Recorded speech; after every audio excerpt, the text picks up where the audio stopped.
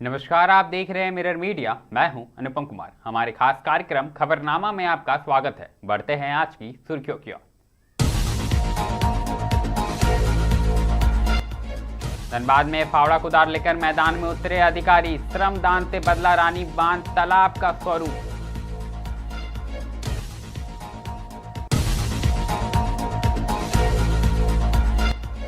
देवघर नगर निगम की deputy mayor बनी T Banerjee. शहर के विकास को बताया पहली प्राथमिकता।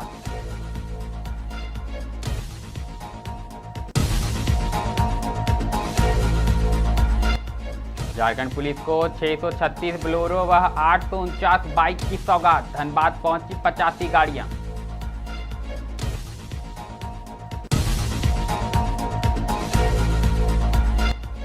बंगाल चुनाव से पहले भाजपा का हुंकार। ब्रिगेड रैली के लिए पानागढ़ से कोलकाता उमड़ा बीजेपी कार्यकर्ताओं का सैलाब।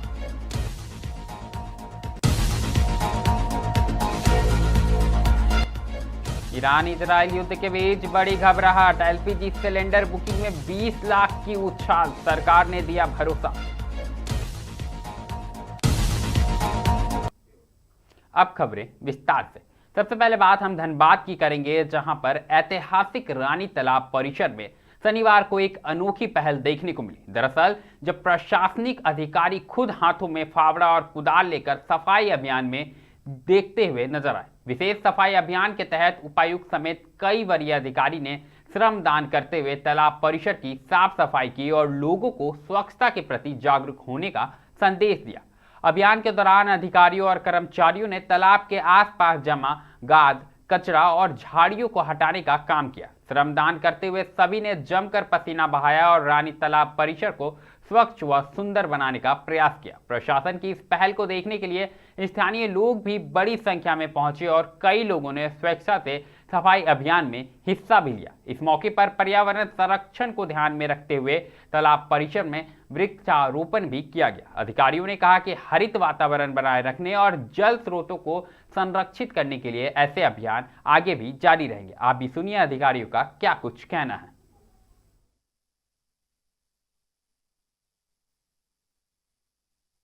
सर, आज का ये जो अभियान था आप लोगों के द्वारा, क्या संदेश देता है ये? स्वच्छ धनबाद सुंदर धनबाद का संदेश है। धनबाद को एक साफ सुथरे नगरी की तरह देखा जाए। ये air pollution, water pollution, land pollution सब कुछ ही धनबाद में हाई है। तो हम लोग और ये सिर्फ सरकार का के जिम्मे नहीं है, आम आदमी को भी, सभी को, हम लोग को एज सिटीजन्स हम सबको कोशिश करना चाहिए कि साफ सफाई में अपनी सहभागिता दें। हम लोग कोशिश कर रहे हैं कि धनबाद के सभी वाटर बॉडीज पहले क्लीन करें, उसके बाद सभी ऐसे गंदगी वाले स्पॉट्स को भी साफ सफाई करेंगे।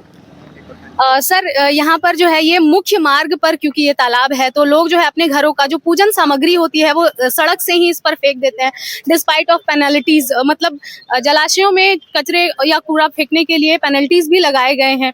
तो इसको लेकर के क्या कुछ और आगे की कार्रवाई होगी आप लोगों की? हम लोग इसको कोशिश कर रहे हैं, ऐसी व्यवस्था करें कि लोग इसमें फेंक ना पाए। और ये आस्था का बात है कि लोग जलाशयों में अपनी पूजा सामग्री फेंकते हैं, बट क्योंकि जलाशय इतने कम हैं, उसमें अगर पूरा डिस्ट्रिक्ट अपना कचरा फेंकेगा तो फिर जलाशय रह नहीं जाएगा। आप तो फेंक पा रहे हैं, शायद आपके बच्चे देख भी ना पाए, फेंकना तो दूर की बात। तो सभी को कोशिश करना चाहिए कि ये काम बंद करें। इसके लिए कोई अल्टरनेट, कोई विकल्प हम लोग यहीं पर एक छोटा टैंक बनाने का कोशिश कर रहे हैं, जिसमें लोग उसमें डालेंगे। हम लोग जी बिल्कुल, आप सुन पा रहे थे हमारी सहयोगी प्रिया ने उपायुक्त समेत तमाम अधिकारियों से बात की और तमाम स्थितियों को लेकर जानकारी ली। ऐसे में एक बार फिर हम अपनी सहयोगी प्रिया से जुड़ेंगे और जानेंगे कि आखिरकार रानी बांध की जो स्थिति थी शुक्रवार को क्या थी और आज शनिवार है, और ऐसे में इस अभियान के बाद क्या कुछ स्थिति देखने को मिल रही है। प्रिया बताएं। जी अनुपम, अगर वर्तमान स्थिति की बात करें तो धनबाद का रानी बांध का पूरा जो इलाका है वो काफी लोगों की मेहनत के साथ, यानी तमाम जो प्रशासनिक अधिकारी आज जिन्होंने पसीना बहाया और फावड़ा लेकर जो उन्होंने मेहनत की, उसका रंग जो है वो काफी अच्छे तौर से और काफी अच्छे ढंग से देखा गया। और धनबाद का रानी बांध का इलाका जो है, ये पूरा का पूरा तालाब अभी काफी ज्यादा सुंदर और स्वच्छ नजर आ रहा है। और कहीं ना कहीं देखा जाए तो कल की अगर जो तस्वीर हम देखें या आम दिनों की जो तस्वीर है धनबाद के रानी तालाब की, वो काफी ज्यादा गंदी हुआ करती है, क्योंकि ये जो इलाका है ये रानी तालाब जो है ये मुख्य मार्ग से जुड़ा हुआ है, यानी कि मुख्य मार्ग जो है वो धनबाद से लेकर के देखा जाए तो धनबाद का जो सिटी सेंटर है वहां से लेकर के ये एमको मोड़ का इलाका जो है ये काफी ज्यादा आबादी वाला क्षेत्र माना जाता है। तो ऐसे में देखा जाए तो सबसे सामने जो लोगों को पड़ता है, आसानी पड़ती है लोगों को कि अपने घरों की जो पूजन सामग्री होती है या फिर जो कचरा होता है वो लाकर लोग तालाबों में फेंक देते हैं। तो यहाँ पर लोग अपनी सुविधा के लिए और अपना जो पूजन सामग्री है उसे प्रवाहित करने के लिए सड़क से ही लोग फेंक देते हैं, और जिसका परिणाम जो है ये खास तौर से देखने को मिला कि रानी तालाब के पास में पूजन सामग्री जो है वो काफी ज्यादा देखने को मिली थी और गंदगी का एक अंबार देखने को मिला था, जिसके कारण इन गर्मियों में जो है आमतौर पर देखा जाता था कि रानी तालाब से एक अजीब सी दुर्गंध जो है वो उत्पन्न होने लगती थी। लेकिन गर्मियों की शुरुआत में ही जिला प्रशासन का ये जो प्रयास रहा ये काफी सराहनीय प्रयास रहा, और लगभग 2 से ढाई घंटों की जो मेहनत थी और जो श्रमदान था तमाम प्रशासनिक अधिकारियों का, तमाम सफाई कर्मियों का, वो कहीं ना कहीं रंग लाई मेहनत। और अभी फिलहाल धनबाद का जो रानी तालाब का इलाका है ये पूरी तरह से साफ हो गया है, और इसके साथ ही यहाँ जो अन्य इलाके हैं यानी कि उसके बाहर का जो एरिया है वहां पर गेबियन लगा दिया गया है, पौधारोपण कर दिया गया है, और लगभग सैकड़ों पौधे लगाए गए हैं ताकि एक स्वच्छता का और पर्यावरण संरक्षण का मैसेज दिया जा सके। जी अनुपम। जी बिल्कुल प्रिया, कहीं ना कहीं स्वच्छता और साफ सफाई का एक मैसेज दिया सके और साथ ही वृक्षारोपण भी किया गया। लेकिन इससे पहले अगर हम प्रिया बात करें तो महज 2-3 दिन पहले ही नमामि गंगे से संबंधित संस्था धनबाद आई थी। उस समय उपायुक्त ने बड़ा बयान दिया था कि शहरी जितने भी जल स्रोत है उसके सफाई को विशेष ध्यान दिया जाएगा, खासकर धनबाद नगर निगम के जितने भी तालाब है उन पर उनका खास तौर पर फोकस रहेगा। इसी क्रम में आज कहीं ना कहीं ये सफाई अभियान कितना बड़ा कदम मानती है प्रशासनिक तौर पर? जी ये काफी बड़ी कदम मानी जा सकती है, क्योंकि देखा जाए तो धनबाद में वैसे ही पानी की किल्लतें देखने को मिलती है और शहरी क्षेत्र में ये जो प्रॉब्लम है ये और ज्यादा बढ़ जाती है, ये परेशानी और ज्यादा बढ़ जाती है। ऐसे में जैसा कि धनबाद उपायुक्त और धनबाद नगर आयुक्त ने भी ये वादा किया था कि धनबाद के जितने भी जल स्रोत हैं, और इससे पहले भी मैं आपको बता दूं कि पेयजल के ऊपर जो है पेयजल समस्याओं के ऊपर एक विशेष बैठक रखी गई थी नगर निगम की ओर से, और धनबाद नगर आयुक्त ने आश्वस्त किया था लोगों को कि इस बार धनबाद में पेयजल का संकट नहीं देखने को मिलेगा। तो उन तमाम इलाकों के जो जल स्रोत हैं और जो पाइपलाइन है उन सभी को चिन्हित करने का कार्य जो है लगभग 1 हफ्ते पहले से ही शुरू हो गया था, और इसी क्रम में आज ये जो कार्य हुआ है। और इसके अलावा जब हमने धनबाद उपायुक्त से बातें की तो उन्होंने बताया कि आज तो ये शुरुआत है और ऐसे ही लगभग तमाम जो इलाके हैं उन सभी जगहों पर जो जल स्रोत है उसे चिन्हित करके और इसी तरह से सफाई की जाएगी। और साथ ही साथ एक और पहल उन्होंने ये कही कि तमाम जो वार्ड पार्षद हैं उन सभी को एक ये निर्देश दिया गया है कि आपके जो क्षेत्र हैं उन सभी क्षेत्रों में जहां जितनी ज्यादा गंदगी पाई जा रही है उन सभी को आप जो है रिपोर्ट करें नगर निगम में आकर के, और उस हिसाब से फिर आपको सफाई कर्मी या फिर जो व्यवस्थाएं हैं जिस पर विस्तार होना चाहिए और स्वच्छता व्यवस्था जो है उसे सुनिश्चित करने के लिए धनबाद नगर निगम की टीम भी भेजी जाएगी। ये धनबाद नगर आयुक्त की काफी बड़ी पहल है, क्योंकि निर्वाचित जो तमाम वार्ड पार्षद हैं उन सभी का अब कहीं ना कहीं रोल जो है वो अब तय होता हुआ नजर आ रहा है। ये काफी बड़ी पहल देखने को मिल रही है। हालांकि उन्होंने अभी फिलहाल तमाम जो लोग हैं और आज की जो स्वच्छता अभियान चलाई जा रही थी उस दौरान भी वार्ड नंबर 21 के जो वार्ड पार्षद हैं वो भी यहाँ पर मौजूद थे, यानी वार्ड पार्षद के जो पति हैं वो यहाँ पर मौजूद थे, प्रफुल्ल मंडल, उन्होंने भी बढ़ चढ़ कर हिस्सा लिया इस कार्यक्रम में। तो इसी दौरान धनबाद नगर आयुक्त ने बताया था कि तमाम वार्डों में जो भी गंदगी है या फिर जो भी समस्याएं निगम से रिलेटेड है उन सभी को वार्ड पार्षद की जिम्मेदारी होगी कि वो धनबाद नगर निगम में इन सभी समस्याओं को रखें ताकि आम जनता को कोई परेशानी ना हो और आम जनता को चक्कर ना काटना पड़े धनबाद नगर निगम का। जी अनुभव। जी बिल्कुल प्रिया, जानकारी के लिए बहुत बहुत धन्यवाद। तो जैसा कि आप देख पा रहे थे कि धनबाद का रानी बांध तालाब कहीं ना कहीं गंदगियों का अंबार होता था, लेकिन प्रशासनिक तौर पर कहीं ना कहीं ये अब रंग लाता हुआ नजर आ रहा है। अब देखने वाली बात होगी कि अन्य जल स्रोतों को कब तक स्वच्छता के लिए वहां पर पहल की जा सकती है और कब तक तमाम जो जल स्रोत है, तालाब है, वहां की सफाई की जाती है। लेकिन इस पहल की फिलहाल धनबाद में प्रशासनिक तौर पर जो पहल की गई है इसकी जमकर तारीफ हो रही है। रुक करेंगे धनबाद के बाद अब हम देवघर का, जहां पर नगर निगम में नवनिर्वाचित डिप्टी मेयर के रूप में टी बनर्जी ने जीत हासिल की है। दरअसल इससे पहले वे वार्ड पार्षद के रूप में जनता का विश्वास भारी मतों से जीत चुकी थी। इसके बाद डिप्टी मेयर चुने जाने के बाद उन्होंने नगर निगम के पार्षदों और शहरवासियों का आभार व्यक्त करते हुए कहा कि शहर के विकास और नागरिक सुविधाओं को बेहतर बनाना उनकी पहली प्राथमिकता होगी। उन्होंने बताया कि नगर क्षेत्र में स्वच्छता व्यवस्था को मजबूत करना, जल निकासी की समस्या का स्थायी समाधान निकालना, सड़कों की स्थिति में सुधार लाना और नागरिक सुविधाओं को सुदृढ़ बनाना उनकी प्रमुख प्राथमिकताएं होंगी। आगे उन्होंने कहा कि देवघर एक प्रमुख धार्मिक और पर्यटन नगरी है, जहां देश विदेश से बड़ी संख्या में श्रद्धालु और पर्यटक पहुंचते हैं। ऐसे में शहर में बेहतर आधारभूत सुविधाएं उपलब्ध कराना बेहद ही जरूरी है। आप भी सुने उन्होंने क्या कुछ कहा। सबसे पहले तो मैं वार्ड 5 की जनता को धन्यवाद पहले भी दी हूँ, अब आज भी दे रही हूँ आपके माध्यम से कि उन्होंने मुझे वार्ड के लिए चुना। और मैं सारे पार्षदों को धन्यवाद देती ये करती हूँ क्योंकि उन्होंने मुझे चुना डिप्टी मेयर के लिए, उप महापौर के लिए। तो देखिए, सबका सहयोग नहीं रहेगा तो आप काम नहीं कर सकिएगा।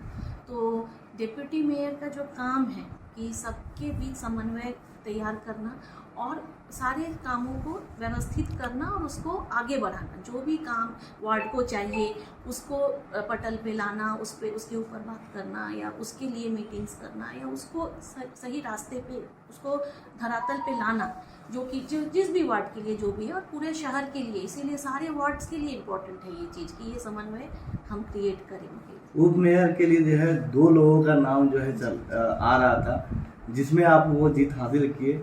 एक और भी थे, वो सेकंड में थे, एक आप थे।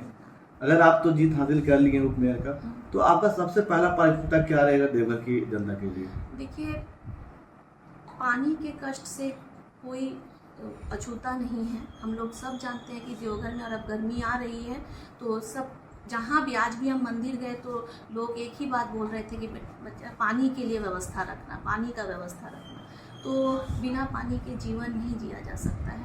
और हमारी जो जसीडी एरिया है, मेरे जो वार्ड है, इसमें भी बहुत पानी का तकलीफ है। तो मेरा तो सबसे पहले कोशिश रहेगा कि अगर ये जो पाइपलाइन का काम हो रहा है इसको जितना जल्दी हो सके, जैसे भी हो सके, इसको धरातल पे लाया जाए। और अगली खबर पुलिस व्यवस्थाओं से जुड़ी है। दरअसल राज्य में पुलिस व्यवस्था को और अधिक सुदृढ़ और प्रभावी बनाने के उद्देश्य से मुख्यमंत्री हेमंत सोरेन ने झारखंड पुलिस को बड़ी संख्या में नए वाहनों की सौगात दी है। इसके तहत राज्य पुलिस को कुल 636 4 पहिया वाहन और 839 2 पहिया वाहन उपलब्ध कराए गए। इसी क्रम में शुक्रवार की रात राजधानी से 40 बोलेरो वाहन धनबाद पहुंचाए गए। इन वाहनों को जल्द ही जिले के विभिन्न थानों और पुलिस पदाधिकारियों के बीच आवंटित किया जाएगा। इसके अलावा धनबाद जिले के लिए 45 अपाची बाइक भी दी गई है, जिनका उपयोग मुख्य रूप से गश्ती और त्वरित कार्रवाई के लिए किया जाएगा। एसपी प्रभात कुमार ने बताया कि इन वाहनों का उपयोग थानों को, गश्ती टीमों को, विशेष अभियान दलों और विभिन्न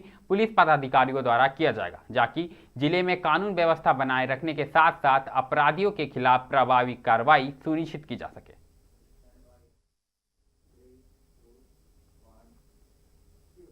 अब बात पश्चिम बंगाल की, जहां पर आगामी विधानसभा चुनाव को लेकर राजनीतिक गतिविधियां तेज हो गई है। इसी कड़ी में भारतीय जनता पार्टी ने राज्य में बदलाव का संदेश देते हुए शनिवार को ब्रिगेड परेड ग्राउंड कोलकाता में एक बड़ी जनसभा आयोजित की है। इस सभा को लेकर पार्टी कार्यकर्ताओं और समर्थकों में खासा उत्साह देखा जा रहा। जनसभा में प्रधानमंत्री नरेंद्र मोदी के साथ पार्टी के केंद्रीय कमेटी के सदस्य और राज्य नेतृत्व के तमाम मेंबर्स शामिल होंगे। इसे लेकर शुक्रवार रात से ही विभिन्न जिलों से बीजेपी कार्यकर्ता कोलकाता के लिए रवाना होने लगे। शनिवार सुबह पानागढ़ रेलवे स्टेशन पर बीजेपी कार्यकर्ताओं और समर्थकों की भारी भीड़ देखने को मिली। कांगसा और आसपास के क्षेत्र से बड़ी संख्या में कार्यकर्ता नारा लगाते हुए स्टेशन पहुंचे और अलग अलग ट्रेनों से कोलकाता के लिए रवाना हुए। कार्यकर्ताओं में रैली को लेकर जबरदस्त उत्साह और जोश साफ तौर पर दिखाई दे रहा था।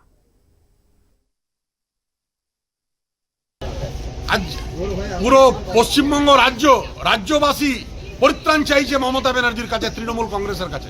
আর সাধারণ মানুষের স্লোগান হয়ে উঠেছে যে 26-এর নির্বাচন তৃণমূলের বিসর্জন। আর এই বিসর্জনের ঘন্টা বাজাতে বঙ্গবাসীরা চারিদিক থেকে কাতারে কাতারে ব্রিগেডে পৌঁছাচ্ছে, আর এই ব্রিগেডই আজ মমতা ব্যানার্জিকে উপড়ে ফেলবে। কত সংখ্যায় লোকজন আজকে হবে? আজকে কাতারে কাতারে মানুষ দাঁড়াবার জায়গা পাবে না। পশ্চিমবঙ্গ, গেরুয়া পশ্চিমবঙ্গ, অখণ্ড ভারতের পূজারী ঋষি অরবিন্দের পশ্চিমবঙ্গ, স্বামী বিবেকানন্দের পশ্চিমবঙ্গ, বঙ্কিমচন্দ্রের পশ্চিমবঙ্গ, কবিগুরু রবীন্দ্রনাথ ঠাকুরের পশ্চিমবঙ্গ, শ্যামাপ্রসাদ মুখার্জির পশ্চিমবঙ্গ আজকে চারিদিকে গৈরিক ধ্বজে উঠবে। বার্তা পরিবর্তন।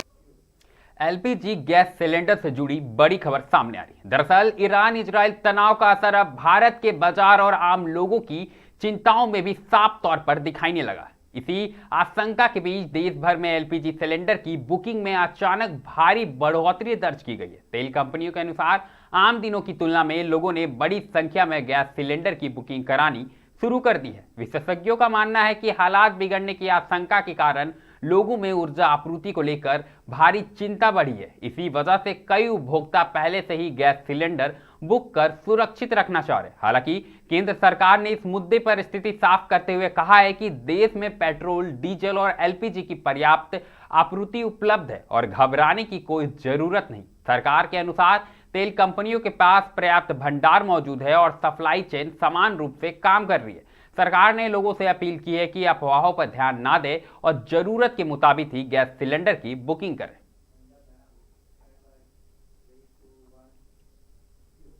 खबरनामा में अभी के लिए फिलहाल इतना ही। ऐसी तमाम खबरों से हम आपको अवगत कराते रहेंगे। देखते रहे मिरर मीडिया।